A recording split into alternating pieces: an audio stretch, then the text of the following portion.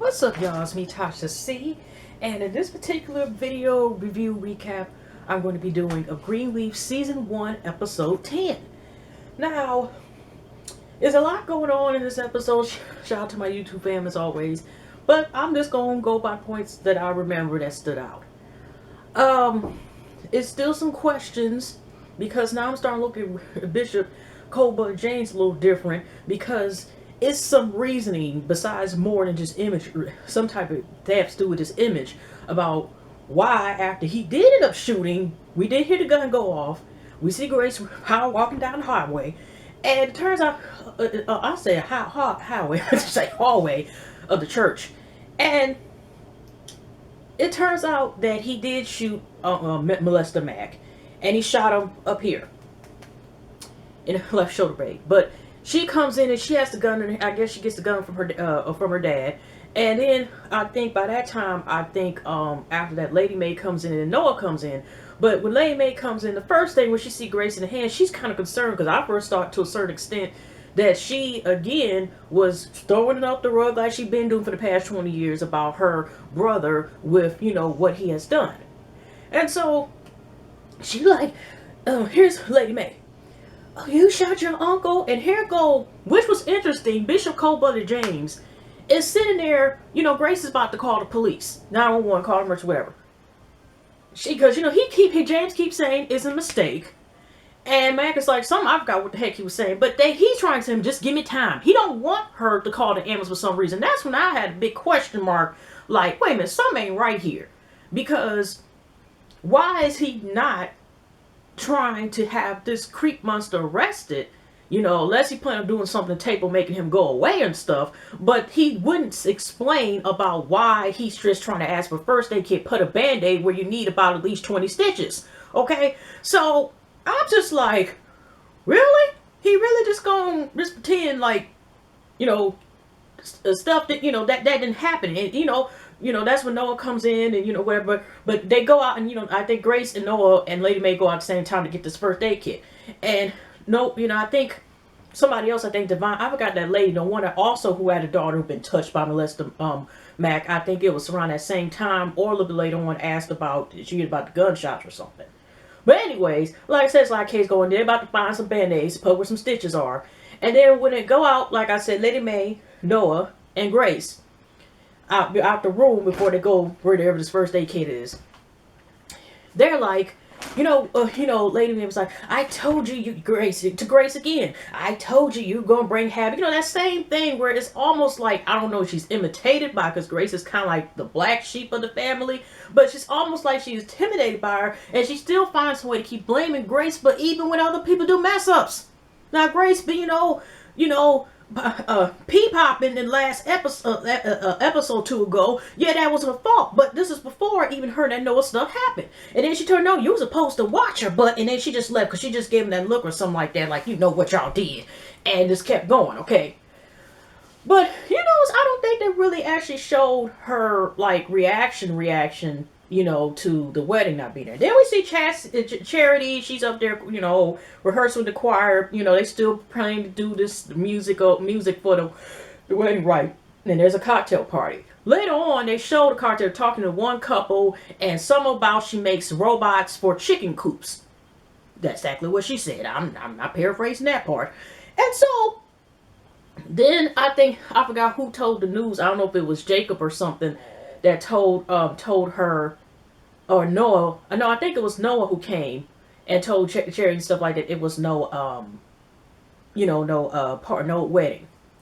And you know, Cherry's, you know how Cherry be talking like when she's like upset or something. Gosh, I'm always the last to know everything. You know how Cherry is. Okay, so like I said, going back to the scene where they go to try to bandage it up. You know, Grace does call the police, and they kind of got, you know, they got Daddy also in handcuffs. And Grace is like, I'm sorry, you know. But they got Mac on the stretcher, you know, he, like this, you know, just been shot. And we have another scene, basketball, like I said, I'm not going to go anything. But yeah, we know, as we know now, that, you know, this is going to probably get some attention we don't want neither. I mean, at least for, you know, at Cameron's church. So we have another scene where, interesting enough, I guess the effects of Zora, the drugstore, it was Jacob and Clarissa, I like to call explains it all, was playing with their son with this puzzle. And interesting enough, I remember he said some comment about, son, you go with the side pieces. And I already was laughing because I already knew where it was going. Because Clarissa was like, yeah, your daddy is good for that. Because, Jacob tried to go up to the room where Zora, the drugstore, was at, and she like, what? That, because he ends up opening up the door after he knocks, because they want to play a game of biscuit, bingo, goldfish or something, okay? Or spades. Oh, I forgot. So, she's like, basically, get out the room, next time knock. And I'm surprised he didn't say, like, I should knock you inside your head, but that's not going to be today. But, it was later on that Carissa explained about to him in another later scene about the whole Uncle Melissa Max situation, even though I don't think she still told the details to them yet, at least that I know of. About he did hold her about, it was like a little bit more, she kind of kept out the conversation if they asked did he do anything to her, to her too. So yeah, we got that going on, and before, we're still in between when the dad is not there. So let's go fast forward again to this cocktail party going wrong for the wedding. I think after that, Lady May's about to go get Lady May is at the jail at this time, and Jacob and Charity and them are talking, the staircase and, the big Greenleaf home. And then when Charity's like, what is mom doing in jail? And Jacob just like, or whatever, when they were just talking about the situation. And then, Grace is like, okay, because, she's like, what? Why doesn't nobody tell me anything? But I think Grace was just like somewhere else and walked away. And Jacob's just like, you know what? That's because the way you respond to stuff, and stuff of that nature, how that is. Because Charity is a certain way. And they kind of left it alone because, this is the same one who told us in the first episode, she don't want Grace on her team. She does not need her to back her up on anything. So you wanted even Grace try to point the finger and, church finger a couple times to still try to help out. She still was like, no, I don't need your help. But anyways, in a later scene, we have Sophia talking to her mom. She called Sophia. Sophia did speak to her mom on the phone. And basically she, was telling her, here, I found out this stuff from Zora and stuff. I found out from somebody else as opposed you were supposed to tell me. She's up talking to Sophia later on, and she's, face to face. And she let it be, she was like, why did you not tell me everything you need to go? And she said Grace thought she needed to know what she needed to know. And she was afraid about her dad coming, if her dad finds out about this, he'll be trying to take it away. And guess what? When she up there, like, Grace was rubbing Sophia's head, like, I miss you, when I think about you in the morning, I'm glad you're here. And she was like, oh, but Dad's coming. So, we know how that went. The next, I think, like, the next day, they're trying to adjust to, this, wedding stuff they get used. I think Carissa was the one talking about, thank goodness we were able to use the berries. And, and stuff, right? So, here's Lady May, like, okay, she's getting ready eventually to go and get Bishop Goldbutter James from the jail, right? And, Grace ends up coming to the table, and she's like, good morning. Here's Lady May, like, oh, is it good? And blah, blah, blah. And, somehow, Charity is very important because she was like, I have something to say. And I first thought she really was going to go and start attacking Grace. Like, everybody hates Grace down there again. So we thought that she was going to come with some and start saying about her. And then, here, surprisingly, because everybody was like, oh no, we don't want to hear it. Lady May don't even want to hear it. And here goes Charity is like, because she's just like sick and tired. Like, she asked Grace, like, why you didn't tell me anything? I could have helped. And Lady May is like this, look at here. You acting like, you got to stand up for somebody's dignity and this is going on and blah, blah, blah. And Cherry had her mind, I've been the only child mother, to Lady May. I've been the only child mother that has not lied, cheated, or steal. I haven't stole some Oreo cookies out the cookie jar when I was a kid, okay? But let's be for real. Basically, she asked her mama, like, who are you? Matt's been doing this stuff for years. And you actually, she supposedly did not know what the stuff going on. So where were you at? And she left it as that, whatever. And I think she ended up walking from the table, which was surprising that Charity, sick and tired, And I don't know how many months she is as far as pregnancy now, but she's just like sick and tired. Okay. Then everybody seemed to have left the table. They left the table, blah, blah, blah. I forgot Terry Vaughn's character. I forgot what that the maid's name that she carries, whatever, right? So, but interesting was a scene. Now we got Carissa playing on one side of the table, Kevin's on the side of the table. Because Kevin's going to follow after Charity when she, kind of check Miss Lady May. But, she told him, something like that. So Carissa's face all kind of explains that, her dad told her when she first met, or started dating Jacob, like, she needs to step her game up. And she was like, I can't believe my dad had said I was graduating from Spelman. I was graduating with honors and everything. He told me that. But it's interesting with those two being there that both of them seem to be married, even though it seemed like Jacob and Carissa, that saying they were playing bingo or whatever they were playing, they kind of had a scene where they're about to have love, this make sweet love. But it seemed like, the marriage was more so for business first before love. And for whatever reason, Kevin, it seemed like we all know is married to Charity for Image Wise too. But let's get this out the way, because I'd be replaced. But it was a later scene. I was repeating the word later scene, y'all. But it was a later scene that Kevin had seen Charity. And this is when all the stuff is going down around time when Cold-Blooded James just got released out of jail. And Kevin was talking to Charity like, I'm so proud. I'm so happy that that you were able to stand up and stuff. And she was like, oh, you know what?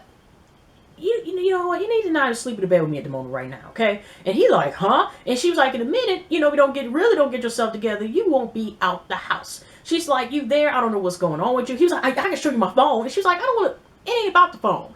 I want to see the person behind the eyes, okay? I want to see a soul there, okay? I don't know what's going on, but she knows something that's not right. And she just sick and tired. She was like, so how do you like that? And basically kept going, just danced away, basically. Not danced away, but I'm just saying, like, that might be a problem. So I wonder how she's gonna take it once if whoever's gonna tell about who Kevin really is, okay?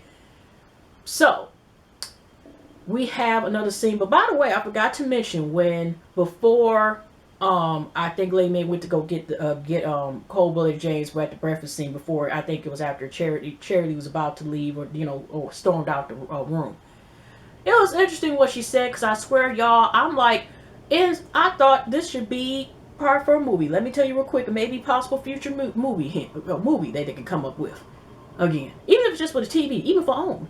Because when she was talking about the storm, it's about to rise in this family, and it's about to be floods, it's 40 days, 40 nights, and trees go knocking down, but guess what? This storm will pass. And I thought about, this seems like this could be East Bayou Part 2, The Next Generation. I don't know, I just thought about it when she was talking, and it reminded me when she was in East Bayou and Megan Good, and I forgot which brother was in the film, Jonay, brother. I'm just saying that, that made me think about, I just thought about that. But anyways, y'all, so we have a person, after everybody leaves, Terry Vaughn's character, I forgot where the maid is, she gets a call from a journalist or someone from the newspaper or something, right, to ask about the recent shootings or something, the scandals going on. And it was like, you don't have to say anything, we'll just confirm with you not saying nothing. Instead of her hanging up the phone, she just like this.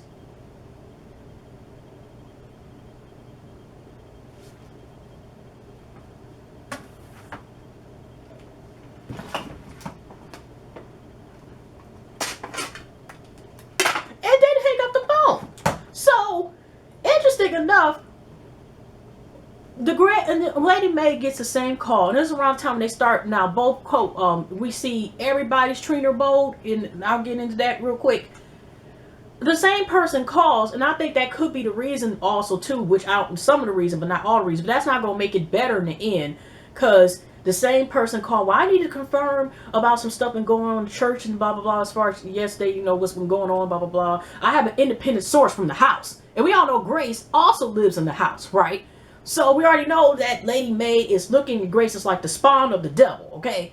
Rosemary's baby's lost cousin. Okay, just a lot going on. So I really think that didn't make it better, and they're saying independent person, and it turns out it's not Grace, it's somebody else. But they kind of left that scene alone. But it leaves some questions open to us and to them.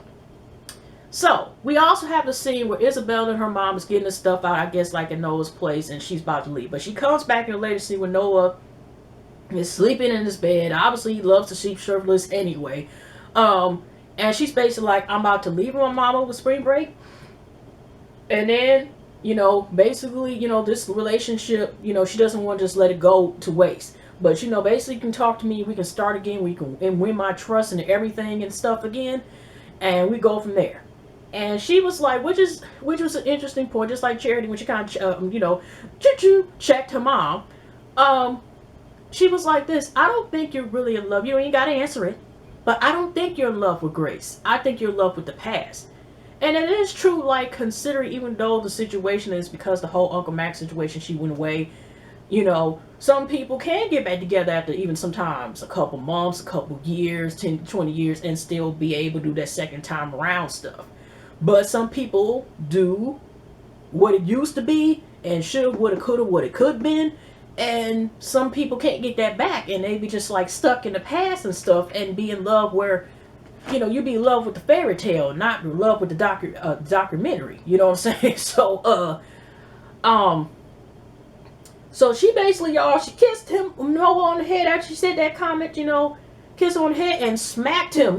She almost smacked his whole goatee, lineup that he had up. You know what I'm saying? So she just left, but she let it be known, like, we're just going to work on it, but take it day by day with that stuff, okay? So I don't know if we're going to see Isabella for, by the end of the season or not, because I think we got like three more episodes left.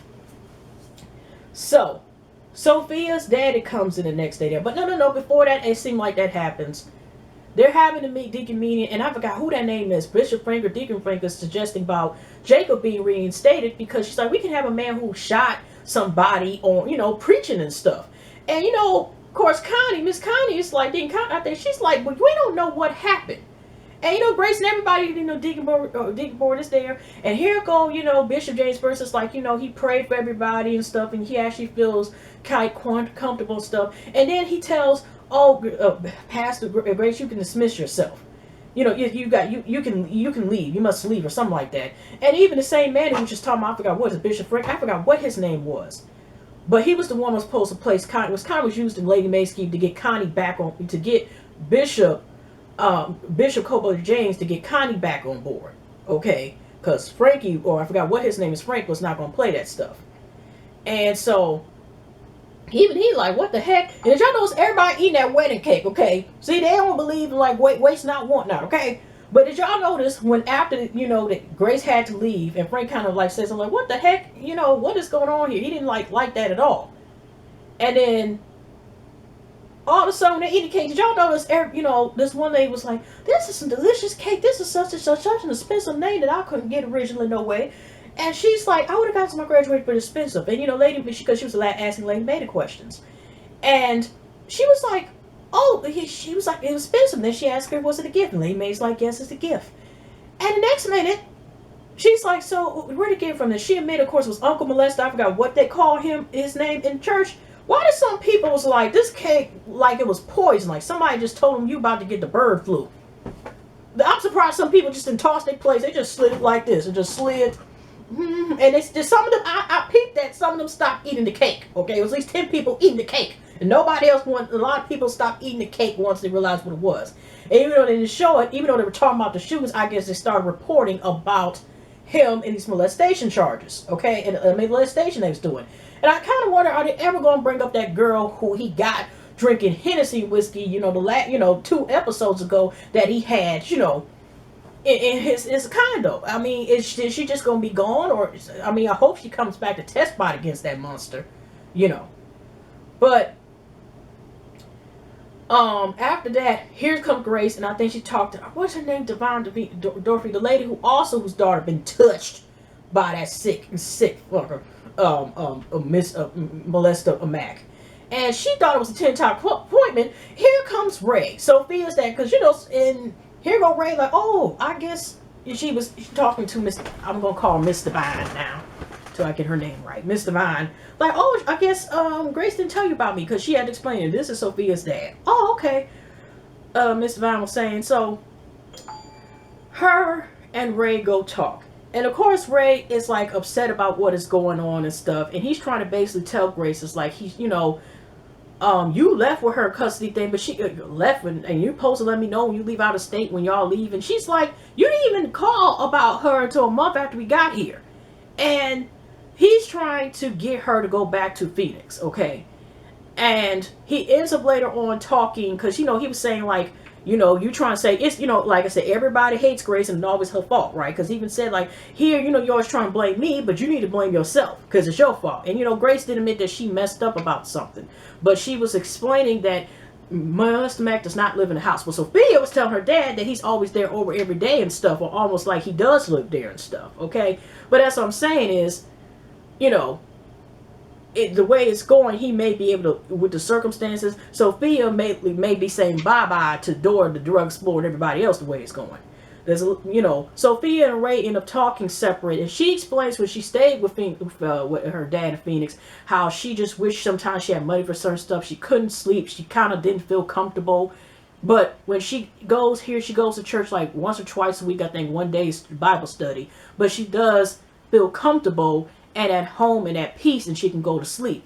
And he just like, you know, these people claim like they're holy, but they're not really holy. She's like, yeah, some of them are like that, but she's like, at the same time, she still feels much better up there than she does, you know, say if she was to live in Phoenix.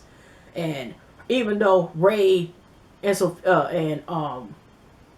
Grace talk a little bit later on again, with Sophia, so like before he leaves out, you know, for the night, whatever, he still says that when the schools, I think the school semester's over with, for the end of the school year, he wants Sophia to come down there. And she's like, Grace is like, no. And he's like, you can come down over to here too. And he was like, you told me when we met, this place was evil. And she was right. And, you know, basically, like, you know, he was confirming that Grace was right. And actually, technically, she is right. That place is evil as heck. So, despite that, we have another scene that Grace was about to try to meet her dad. And the secretary, the same one, the new one that got the glasses and stuff, right? I remember she was asking, like, what was going on? You know, I thought I heard some shots or something. Then when Grace was about to try to go past the big doors to see her daddy, she's like, yo, daddy says he don't want to see you. And she like, are you for real? Mm-hmm. And then Grace had to turn the other way, okay? So, we have that going on.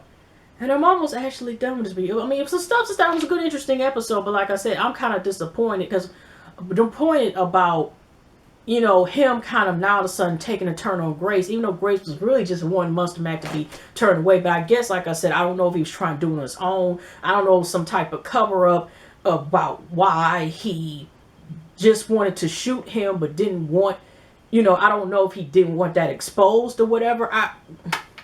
It's like, it's just kind of all messed up. Maybe if he would have just told why he wanted her to wait, maybe he might have would have stopped at certain stuff, but still it's kind of sad that he kind of now someone want to act like he want to disown Grace and stuff. You know, because, I don't know, because he was in jail, but based on the previews, like, because he didn't give enough time. I'm like, we knew Cold-Blooded James was kind of, you know, crooked as heck, okay, whatever, because we still don't know what the heck Mac did to make sure they didn't go in their personal taxes. Is that what the heck it is, too? Because even though he wants to kill him, maybe he shot him. I'm sorry I'm going to rant, y'all. He probably shot Mac to give him a warning. But he still needs Mac because to make sure when he gets some extra 10 gators from City Slickers, some more gators and stuff, and whatever else he gets, he still needs Mac to, you know, to race the tracks of certain stuff they don't want out as far as taxes and whatever hell else that he probably has this information. So he probably might have wanted to give him a warning. Because he had the opportunity. If he wanted, he could have got right here. He could have got right here. Could have got here, here, here, here, here, here, here. Okay. Shot his penis off. You know what I'm saying? He could have did that. But it seemed like it's not an ass. It seemed like he wanted to just, he was angry. But he, if you notice, Mac, you know, he probably still wants that private jet and stuff with the free complimentary glass of bottles of Chardonnay, whatever wine of their choice. So we don't know, you know, it just seemed like it's more so like it's to give him a warning, but at the same time, he still wants him for his services. And that's why he didn't want him to be jailed. So it's some greed shit on his side too. Okay, so because I remember Lady Mae was also praying after the shooting, like, and they were getting the first day. She went into, I think, to her office and started praying, was like, Lord, repent for my sins, to just help me how to deal with the situation. And I'm going to fast forward to the last scene.